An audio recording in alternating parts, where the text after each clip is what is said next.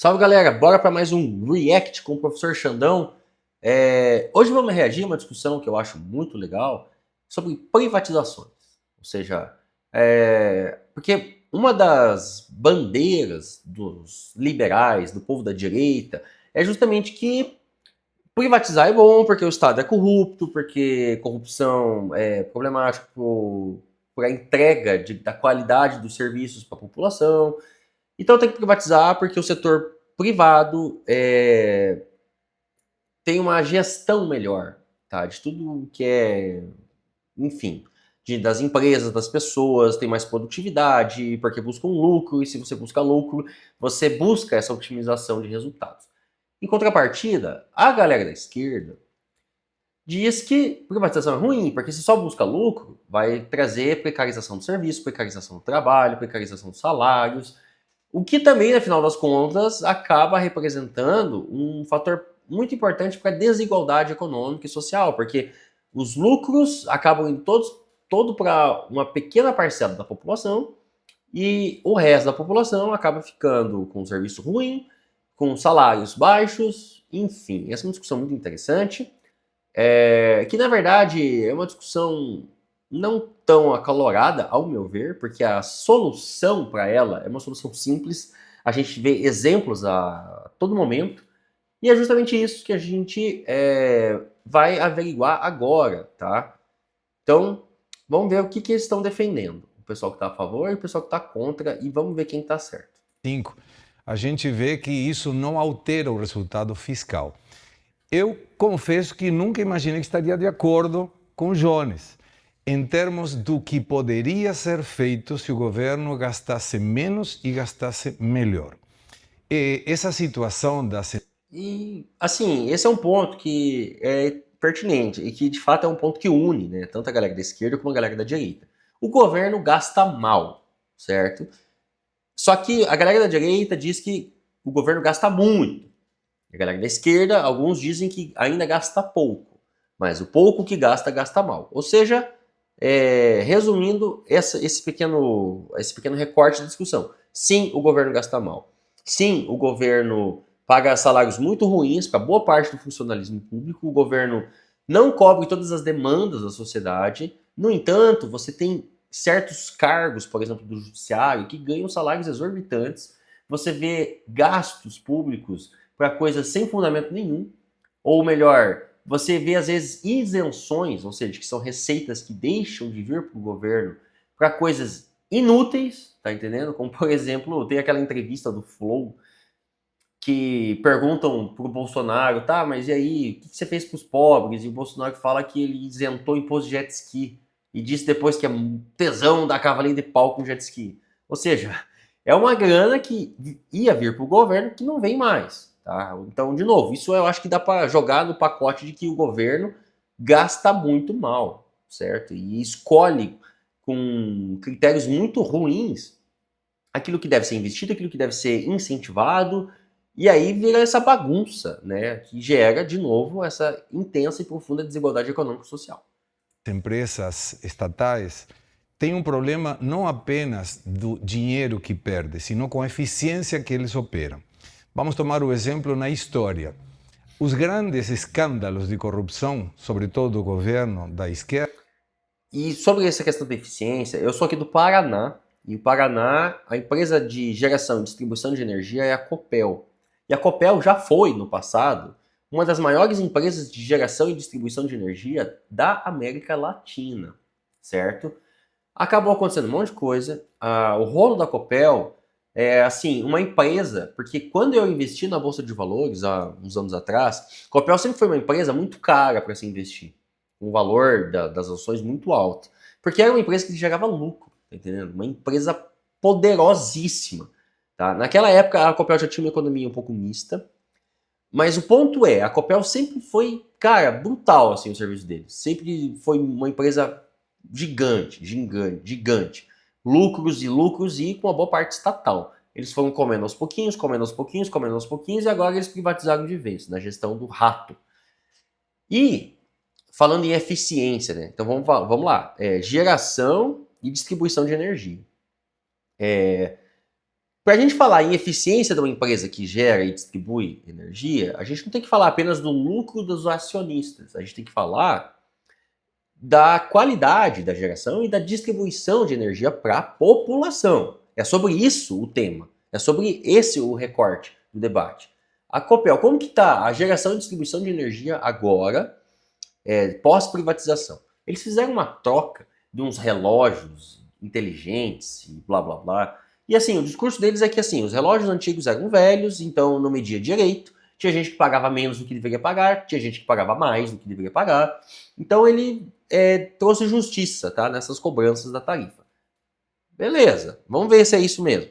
E aí a gente vê que casas simples, entendeu? Casa de família, que não tem nada de gerador, que não tem nada de, sabe, muitos freezers, casa simples. Ferro de passar roupa, chuveiro elétrico e um ar-condicionado. Teve aumento de tipo 200%, e não foi em um mês só, ou 2, ou 3, ou 4, tá entendendo? Já faz um ano que tá assim.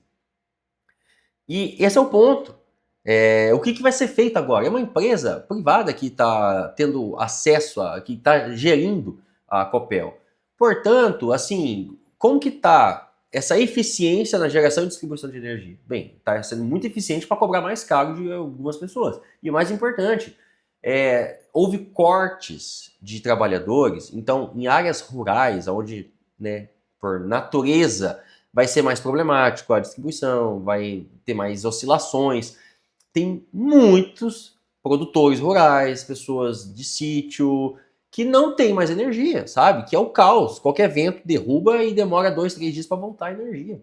Entende? Cara, isso aí tá um caos aqui. Tá assim, tá terrível. Terrível no estado do Paraná. Algo que tá aparecendo no estado de São Paulo, né? Acho que São Paulo é ainda pior por conta da densidade demográfica, né? Mas tá péssimo, tá? Péssimo o serviço da Copel privatizada. E vamos lembrar que antes de ser privatizada, a Copel já era uma super empresa de geração e distribuição de energia que dava lucro, entendeu? Tinha o valor das ações era muito caro, sabe? Ou seja, qual foi o sentido da privatização da Copel? Vamos fazer uma analogia. Você tem uma empresa, um mercado, supor, e o seu mercado é foda, a galera compra, a galera gosta, a galera elogia, o seu mercado é um dos melhores mercados do Brasil, já foi considerado um dos melhores mercados da América Latina, e dá lucro, tá, você tá ganhando dinheiro com o seu mercado. Aí você vai pensar assim, eu vou vender. Qual pessoa em sã consciência faria isso? Pois é o que o Rato fez com a maior empresa do Paraná, que é a Copel, nos últimos anos. Foi do Correio, empresa pública, Petrobras, empresa pública. Quando a gente avalia os serviços na história... Ele falou agora de corrupção, né? Correio e Petrobras. Vocês lembram do caso das Americanas? Vocês sabem qual é o nome do dono, tá? De um dos donos, claro, né? Das lojas Americanas? Sabe, foi um dos maiores escândalos da história do capitalismo brasileiro. E foi tão porcamente noticiado que as pessoas nem lembram o nome de Jorge Paulo Lemann. Esse cara nem mora no Brasil, tá entendendo? Mas aí que tá, parece que a mídia, parece que as pessoas falam muito da corrupção estatal, o que sim, tem que ser falado, tem que ser denunciado, tem que ser combatido, mas não falam nada da corrupção privada. Parece até que não existe corrupção nas empresas privadas, sabe? O problema é que a corrupção das empresas privadas, ela é, então, ofuscada pela mídia e geralmente ela é salva pelas instituições públicas, sabe? Ou seja, corrupção acontece em todo canto, entendeu? Não é porque tem corrupção nas empresas públicas que significa que se você privatizar vai ser melhor, porque nas empresas privadas também tem corrupção, também tem má gestão. Quantas empresas falem por ano por incompetência, tá? Quem é empreendedor vai saber o que eu tô falando. Tem muito empresário incompetente. Não são todos, mas são muitos, entendeu? E aí que tá, você vai substituir algo que é problemático por algo que também pode ser problemático? A troco de quê? Essa é a pergunta que fica. Porque, por exemplo, o problema dos Correios é que, assim, você precisa entregar vacina lá pro Acre, tá entendendo? Ou seja, como é que o Correio ali do Acre, como é que esse setor do Correio que entrega vacina pro Acre vai dar lucro? E não só pro Acre, mas pro Amazonas, pra Roraima, tá entendendo? Ou seja, o Brasil é um país muito grande e você tem problemas logísticos. Essas regiões que eu mencionei, por exemplo, são regiões que não têm asfalto, tá entendendo? As coisas são por barco, entendeu? Você pega um barco, é 3 dias subindo no rio pra você chegar no lugar. É óbvio que essa é uma operação inviável. Portanto, vamos lá. Você, empresário, eu tenho um ótimo negócio para você. Você vai ser o gestor, tá? Você vai comprar o sistema operacional dos Correios na região norte do Brasil. Eu te dou toda a região ali. Então você vai operar no Roraima, você vai operar no Acre, você vai operar na Amazônia. E aí? Bora? É um ótimo negócio, cara. Você vai ter que contratar um monte de barco, um monte de gente, as encomendas vão demorar 3 dias para chegar. E aí?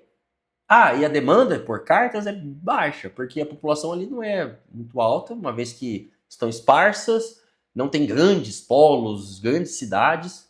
Vamos, bom negócio, ótimo negócio. Você vai ter lucro assim, ó, zilionário. Tá? Então, parte do prejuízo dos Correios, por exemplo, é devido a isso, entendeu? Você não tem uma grande demanda de cartas, de encomendas, para essas regiões que são muito isoladas, tá entendendo?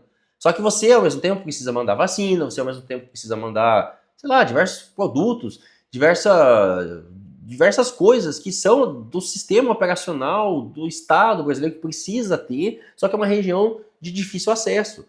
Ou seja, é óbvio que, naturalmente, por conta de todas essas questões, não vai ter lucro. Tá? Você tem uma empresa de distribuição de cartas, um correio privado, uma transportadora ali no Acre, tá entendendo? Agora, se você vai ter uma empresa que faz esse mesmo serviço em São Paulo, putz, aí é grana, velho. Porque São Paulo tem muita gente. Tá toda hora chegando alguém pedindo alguma coisa na Amazon, alguém pedindo alguma coisa na internet, não sei o quê. E as pessoas pagam muitos impostos ali. Ou seja, é óbvio que é um setor, tá, um recorte da dimensão do território brasileiro que vai dar lucro, entendeu? E o discurso dos Correios, ele segue um objetivo único. Você fala que o serviço é uma merda para privatizar, mas você vai privatizar o Correio inteiro?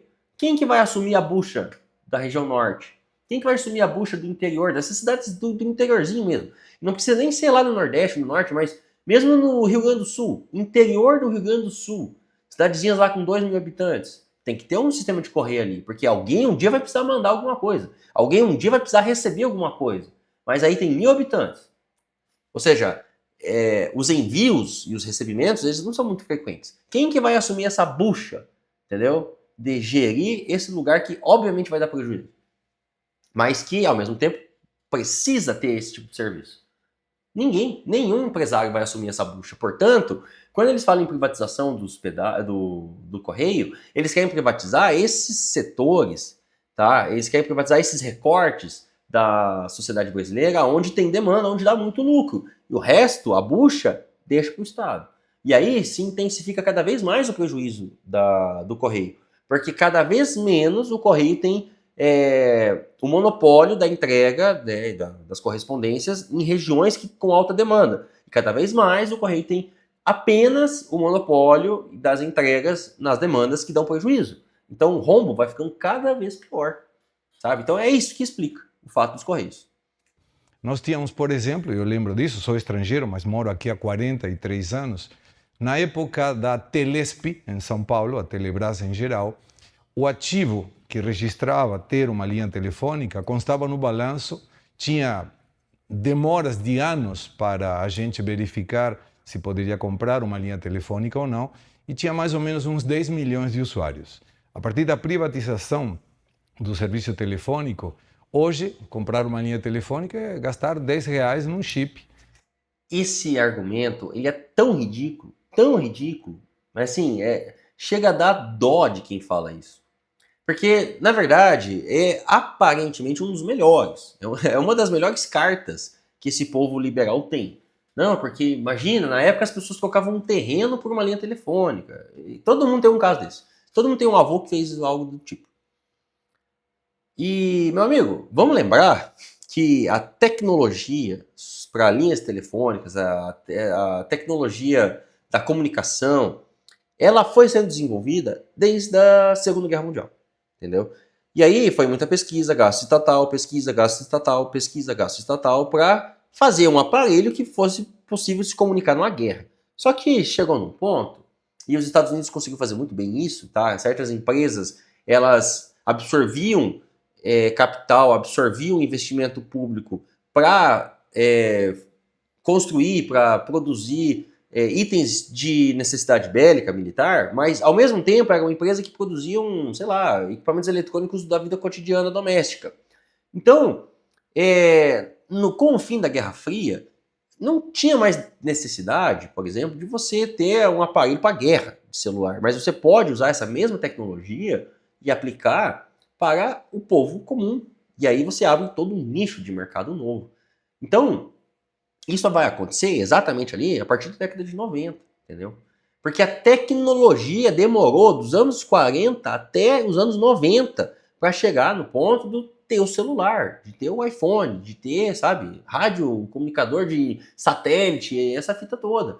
Então, assim, quando isso acontece no Brasil, essa privatização dessas companhias de comunicação, você está ali exatamente final dos 80, anos 90, e aí é justamente o momento onde a gente está atingindo o nível necessário para produzir escala na distribuição e na venda desses aparelhos, certo? Que antigamente eram coisas pesadas, eram coisas muito caras, que era muita novidade, eram coisas inviáveis, muito grandes, e a tecnologia evoluiu ao ponto de que você tem tudo que você precisa num negócio desse tamanho, tá entendendo?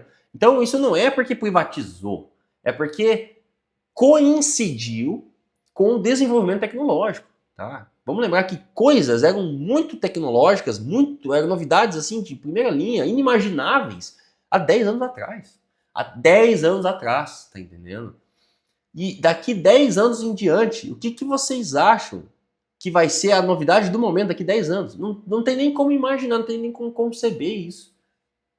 Ou seja, esse discurso de que foi a privatização que deixou as linhas telefônicas baratas é um discurso tão sonso, porque é óbvio que não foi isso, tá? O que causou o barateamento é que houve um acesso, a sociedade, a humanidade conseguiu desenvolver tecnologia suficiente para criar escala desses produtos. E ainda assim demorou para que todo mundo tivesse uma linha telefônica, para que todo mundo tivesse um celular. Tá entendendo? Você vai nas escolas públicas, eu sei, é quase todo mundo, mas ainda acontece de um aluno ou outro não ter celular. Ou de ter um celular que compartilha com o irmão, com a irmã, ou algo assim. Entendeu? Então, o que explica o barateamento das linhas de telefone não é que privatizou, é que a humanidade chegou num nível de desenvolvimento tecnológico que foi possível fazer escala. Fazendo escala fica mais barato. Sabe? Ponto. É isso. E você já tem uma linha telefônica. A comunicação melhorou muito, o serviço melhorou muito e deixou de ser uma empresa. Porque a produção de conhecimento melhorou, porque a gente desenvolveu cada vez novas tecnologias, entendendo? Porque nós vivemos tempos incríveis. Eu acho fascinante o que a gente vive hoje, sabe? E esse desenvolvimento ele não para, está cada vez mais escalável, cada vez mais impulsionável. Eu não sei, assim, o mundo nunca mudou tanto nos últimos 10 anos. E os próximos 10 anos vão mudar muito mais do que esses últimos 10. E os outros 20 e os outros 30 vai ser cada vez mais, cada vez mais, cada vez mais. Tá entendendo? É isso que explica, meu Deus, meu Deus, meu Deus, minha gente, é isso. Nada mais do que isso. Empresa que dava prejuízo para prestar um serviço que propõe igualdade social, porque antes não tinha igualdade social sendo uma empresa pública, poucas pessoas tinham telefone, então mostrou que a privatização... Poucas pessoas tinham telefone porque era caro esse serviço, porque era uma exclusividade, porque não existia em demanda, em escala.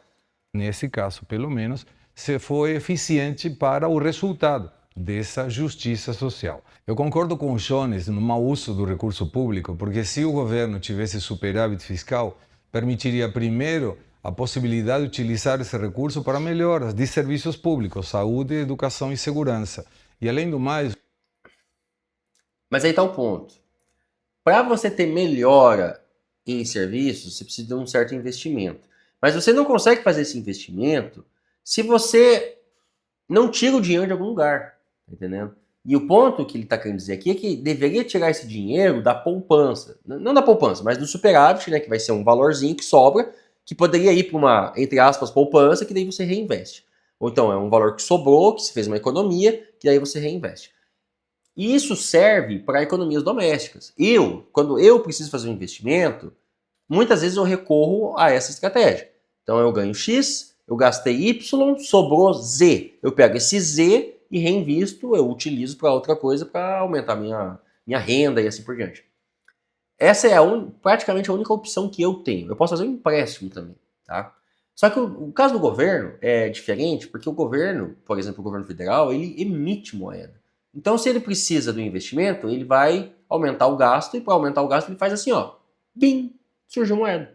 Porque o dinheiro, ele não fica armazenado num cofre, pelo menos não o dinheiro do governo federal, tá bem? Quando o governo federal precisa de dinheiro, ele faz assim, ó, bim, tesouro imprime, sabe? Portanto, sim, esse discurso de que se tivesse um superávit a gente poderia melhorar os serviços, ele faz um certo sentido, só que na prática ele é inviável. Porque para você melhorar esses serviços, você vai ter que ter um gasto anterior. E esse gasto anterior não vai vir do superávit, vai vir do BIM, você imprime dinheiro, tá entendendo? Só que você imprime dinheiro e automaticamente você joga esse dinheiro na economia. Porque você vai, por exemplo, contratar mais funcionários para determinado setor. Vamos pegar ali o setor dos Correios mesmo. Você vai fazer algum sistema de, sei lá, ferrovias que vai possibilitar que o tráfego dessas cartas ocorra de forma mais barata, em maior volume. Então você diminui o custo operacional. Só que para você fazer essas coisas, você primeiro vai ter que gastar um dinheiro, investir. Lá na frente, a médio e longo prazo, você vai ter o quê? Redução de custos, ou seja, você vai começar a ter mais lucros, por exemplo. Uma margem maior e assim por diante. E esse é o ponto. Como que a gente vai fazer isso no Brasil, por exemplo, com teto de gastos? Não tem como, sabe? Não tem como.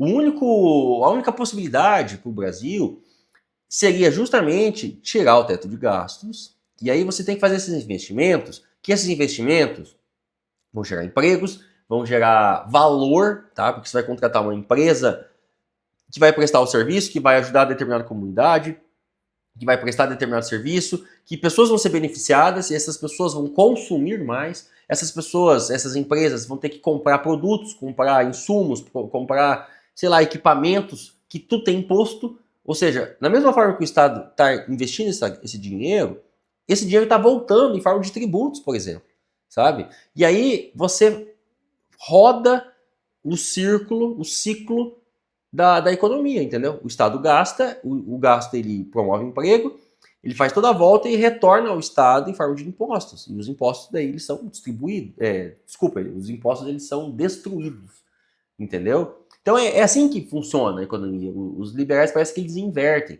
Primeiro você tem que ter poupança para daí investir. Primeiro você tem que ter uma sobrinha aqui para investir. Não é assim. A prática do mundo real não é assim. Nem na prática doméstica, tá? Eu usei o exemplo doméstico da minha vida. Mas os grandes empresários, os grandes empreendedores, eles pegam empréstimo do BNDES, eles pegam empréstimo, sei lá, da puta que pariu. Eles não têm dinheiro na poupança que usa para fazer investimento. Eles pegam empréstimos, entendeu? E aí esse empréstimo ele gera toda a cadeia, ele desenvolve, aumenta o patrimônio, gera emprego, gera riqueza e depois ele paga esse empréstimo. Que é exatamente como o governo pode fazer. Ele gera a moeda, que é uma dívida, e aí, portanto, essa dívida ela vai percorrer, porque você vai contratar gente, você vai comprar produtos, etc., e você vai pagar imposto por toda essa cadeia, de repente esse dinheiro retornou para você. Entendeu? E aí você fechou o ciclo da economia. Fechando o ciclo da economia, aumentando, colocando dinheiro na economia, você vai aumentar o PIB, porque vamos pensar, é uma coisa básica. Como que você quer que o Brasil cresça economicamente se não tem mais moeda em circulação? Se não tem mais moeda em circulação, se o PIB é exatamente o mesmo, não há crescimento. Para aumentar o PIB, você tem que ter mais moedas, você tem que ter mais produção de riqueza, mais produção de valor. Para você fazer isso, você faz um gasto que percorre todo o ciclo, boa parte retorna, uma parte fica. Essa parte que fica é produção de valor. E aí você vai aumentando o PIB aos pouquinhos, entendeu? Por isso que, por exemplo, a China crescia 2 dígitos ali no início dos anos do século XXI, até ali 2013, porque estava investindo, imprimia dinheiro, Banco Nacional Estatal de Desenvolvimento, E aí é grana vindo para a circulação, que parte é recolhida dos impostos e parte fica. Essa parte que fica é crescimento de PIB, crescimento econômico, de riqueza, de valor, salários e mão de obra e trabalhadores, e tudo isso, sabe? Pô, é meio que o básico da economia. Parece que os liberais, eles insistem que você precisa ter sobra, que o governo precisa ter essa sobra para investir. Não é assim, velho. Não é assim. Um superávit fiscal ou primário permitiria que o governo, o Estado, pagasse parte da dívida, diminuísse a quantidade de juros, diminuísse o capital e esse recurso poderia ser utilizado, por exemplo, para saneamento público. Tem muita gente no Brasil que não tem saneamento público. Então, e aí como que você vai fazer saneamento público lá no interior do Piauí, lá no interior, sei lá, de cidades, não precisa nem ir para o Nordeste, tá? Tem cidades do Rio Grande do Sul, cidades do interior de todos os estados que não tem sistema de saneamento básico. Como que você vai fazer isso pegando sobrinhas de superávit? Tá entendendo?